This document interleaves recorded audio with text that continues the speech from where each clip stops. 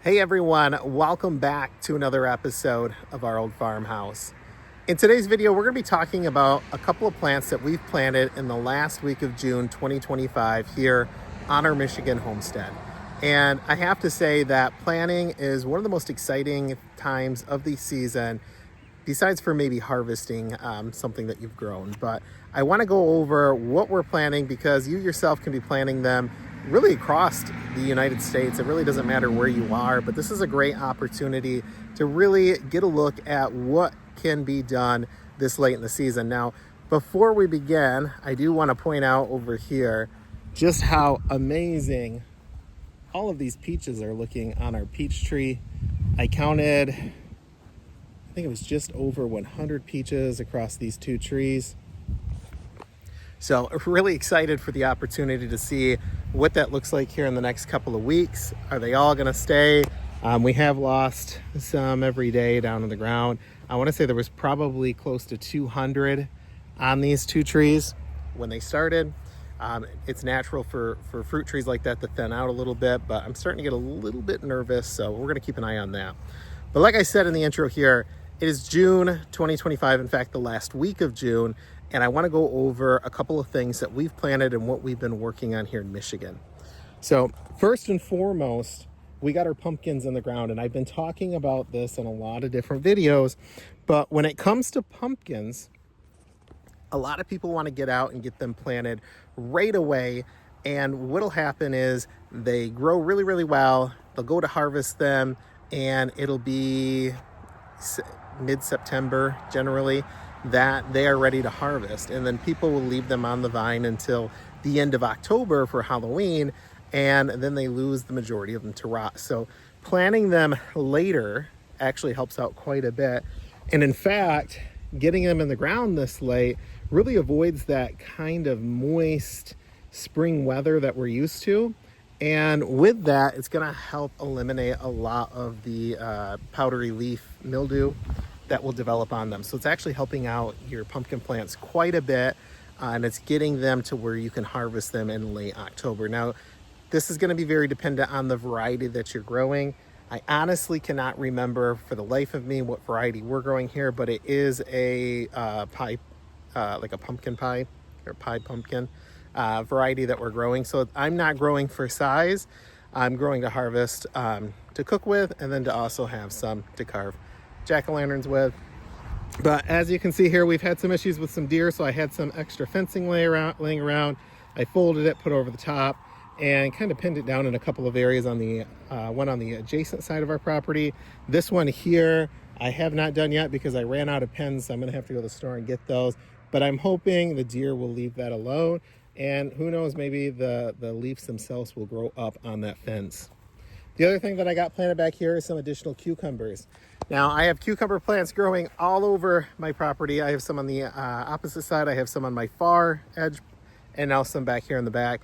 And it's really important. I planted a couple of different varieties, but by scaffolding the times that you plant those, it's gonna really change that peak harvest time. So yes, cucumbers are gonna continue to produce, but over time, they're gonna produce less and less.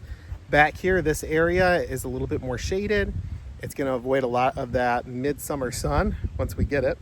And with that said, it's gonna produce more back here end of July, beginning of August than my plants are in the other area of my garden or in this side over here. So being very mindful of where you're planting your plants is super important. Now, I'll give a garden update here in a separate video, but the other thing that I've really been working on is a couple of our herbs up here. So I'm gonna pause the video. We're gonna jump over the other side of our property and we'll take a look at those. All right, guys, well, when it comes to herbs, especially things like basil and cilantro, you do have to be careful because neither of them really like intense, dry summer heat.